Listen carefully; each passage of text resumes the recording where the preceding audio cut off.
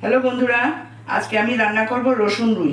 আমার তার জন্য লাগবে রুই মাছ, একটা গোটা টমেটো, দুটো শুকনো লঙ্কা, একটা গোটা রসুন, দুটো কাঁচা লঙ্কা, দুটো পেঁয়াজ বড় বড় করে কাটা, একটু ঘি, গরম মশলা, কাঁচা লঙ্কা, ধনেপাতা আর সর্ষের তেল। বন্ধুরা, আমি একটা জিনিস বলতে ভুলে গেছি, আর আমার লাগবে একটু দই। এটা টক দই, আর একটু চিনি আর একটু নুন দিয়ে এটাকে ফেটিয়ে নিতে হবে। আমি একটু গুড় দিয়েছি, যেহেতু চিনি খাই না, আপনারা চিনি খেলে চিনি দেবেন। এবার আমি কড়াইতে গরম তেলে আমি দিয়ে দেবো একটু ঘি।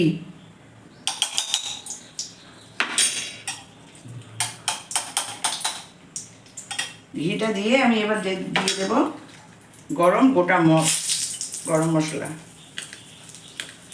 তারপরে দেবো আমি পেঁয়াজটা,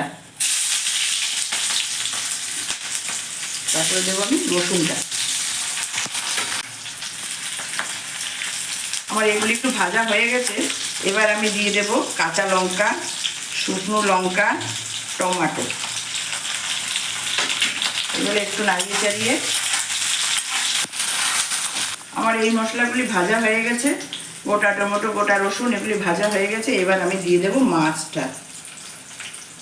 আমি একটু নুন মাখিয়ে রেখেছি, আর কিছু না। এতেও কোনো জিরে ধনিয়া কিচ্ছু নেই, আপনারা করে খাবেন, খুব ভালো লাগবে।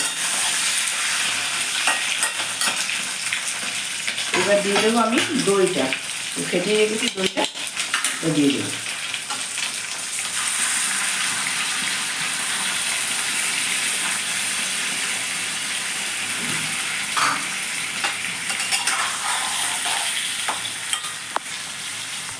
আমি দইটা দিয়ে দিয়েছি। এবার আমি ঢাকা দিয়ে দেবো। ঢাকা দিয়ে এটা সিদ্ধ হতে দেবো, একদম সিমে আছে। বন্ধুরা, আমার মাছটা হয়ে গেছে দেখুন।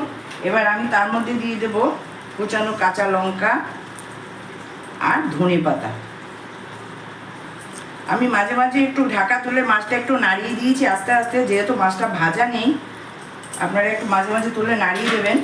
আর তরকারিটা দেখতে সাদা হয়েছে, যেহেতু এর মধ্যে হলুদ টলুদ নেই, কিন্তু খেতে খুব ভালো হয়। আপনারা করবেন, করে যদি আমার এই রেসিপিটা আপনাদের ভালো লাগে, লাইক করবেন, শেয়ার করবেন, আর আমার চ্যানেলটা সাবস্ক্রাইব করে দেবেন। Thank you.